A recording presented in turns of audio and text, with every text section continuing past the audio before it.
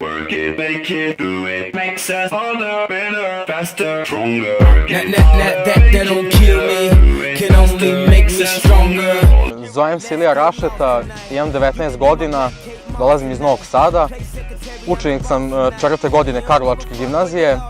Po završetku srednje škole idem u Šangaj na studije kineskog jezika. U društvu sam poznatiji po nadimku Kinez, upravo zbog znanja i učenja kineskog jezika.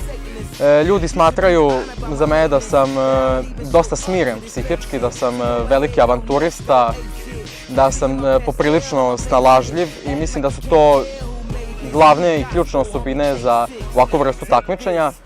Od malena sam se bavio sportom, najviše košarkom, odazivao sam se na poziv Atletskog kluba Vojvodina i sprintao za njih 100 metara na raznim takmičenjima.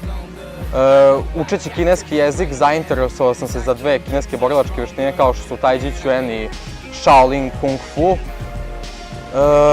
Oduvek mi je bila želja da se prijavim za ovakvu vrstu takmičenja i mislim da ću uspeti da se kvalifikujem u prvih 10 i da izborim vizu za Škotsku.